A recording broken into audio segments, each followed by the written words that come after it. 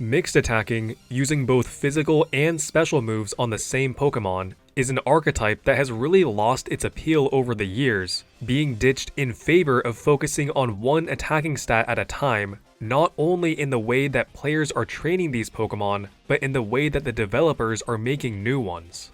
If both attacking stats are high, chances are that Pokémon has low defenses and/or speed, since it's rare for all of those stats to be high. A lot of Gen 3 Pokémon are built like this, and pretty much all of them suck. In VGC, Protect is just so ubiquitous to almost every moveset that having only 3 move slots left doesn't really give you a great chance to take advantage of using both physical and special moves. However, under the right conditions, a mixed attacker can and has worked, but the conditions really have to be right, like if it's on a legendary, a pseudo-legendary, or mega evolution that has high enough stats overall that they don't face the typical issues of a mixed attacker. So, here are some of the only successful mixed attackers in VGC history. First, we have Mega Salamence. Regular Salamence goes mixed occasionally, but it actually goes full special most of the time because its physical stab just isn't that great.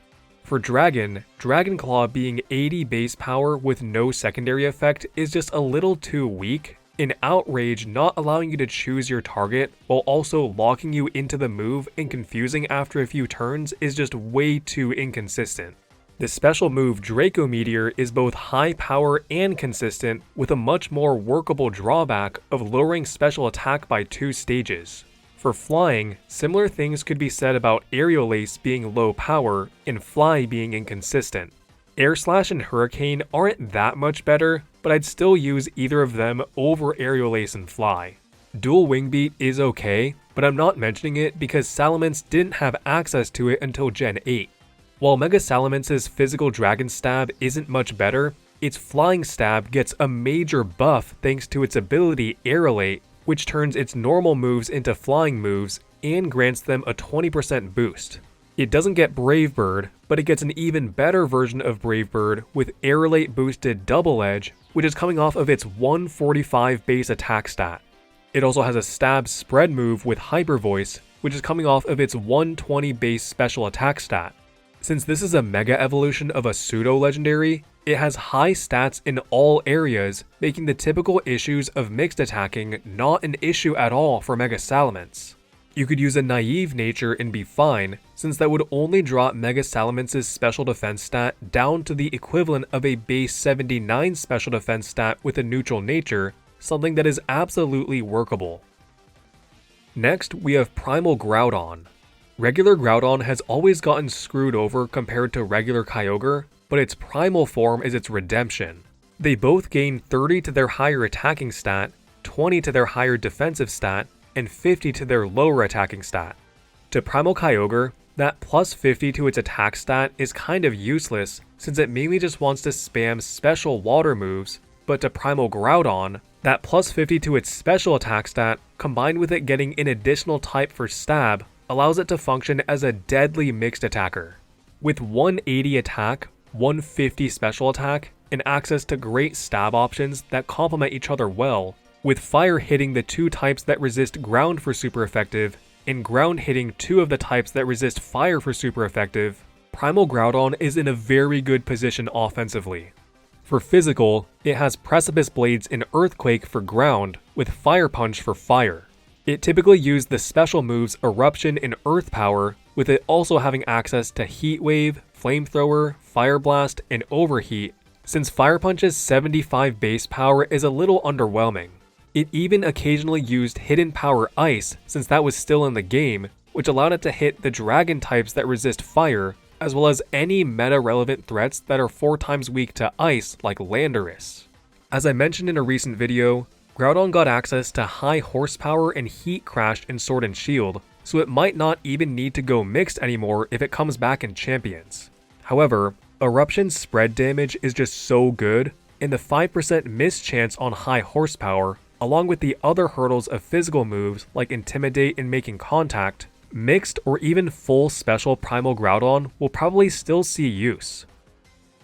Next, we have Aegislash, the only Pokemon on this list that's not a legendary or mega evolution.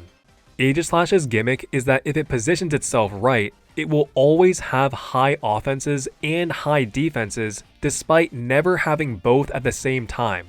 Before it got nerfed, Aegislash had 150 defense and special defense in its shield form, and 150 attack and special attack in its blade form.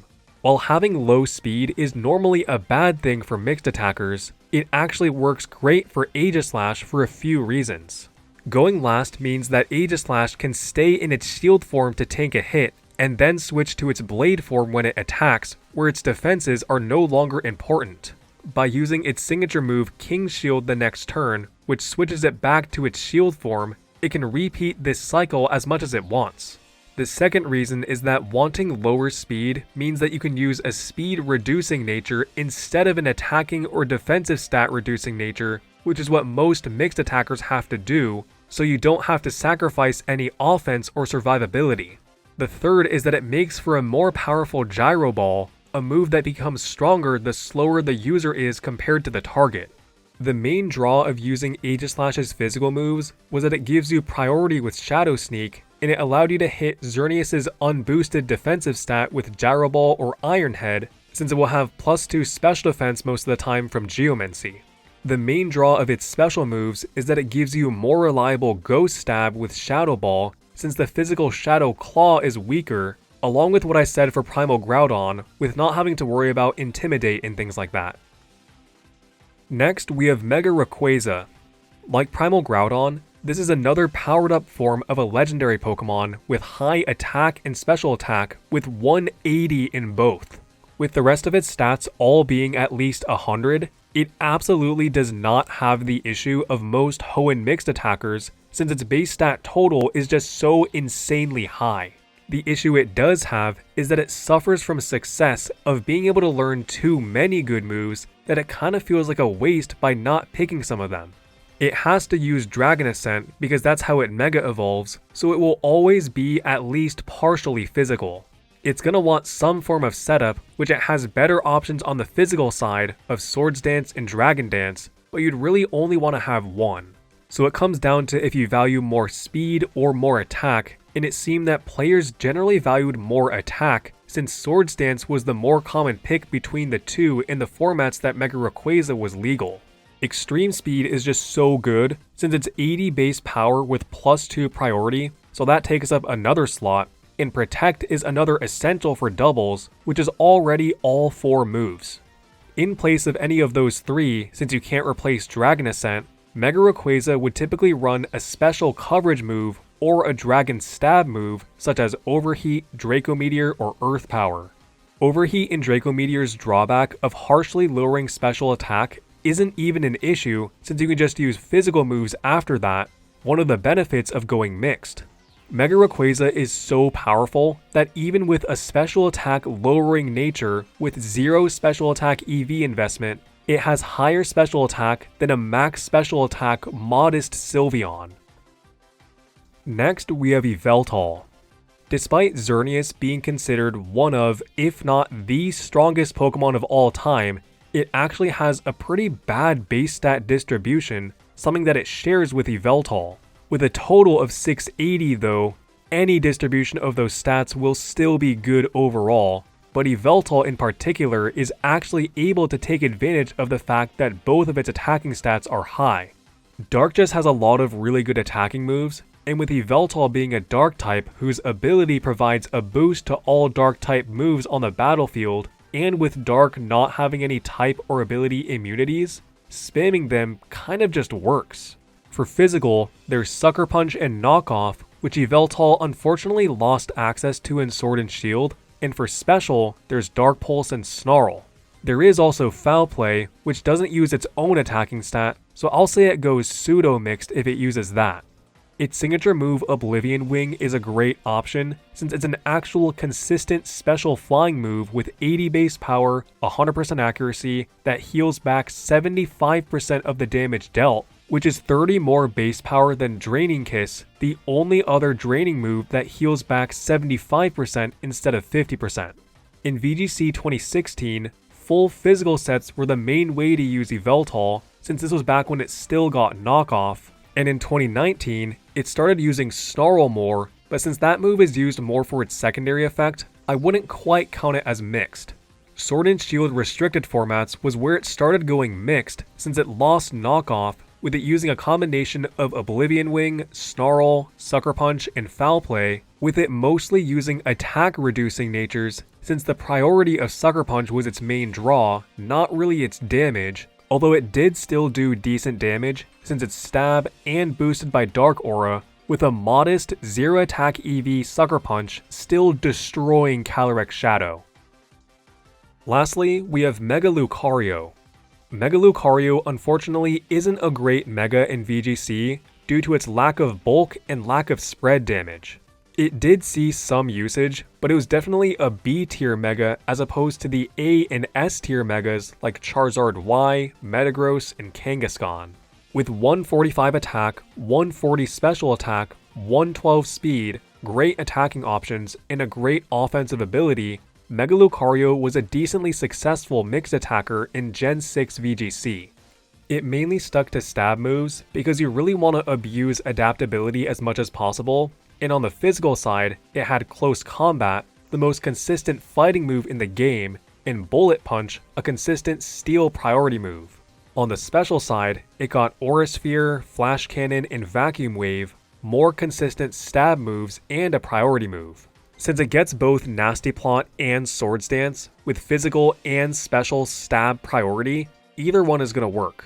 The main thing that stopped it from going full physical in Gen 6 was that it didn't have any strong physical steel stab, so Flash Cannon was its strongest steel move.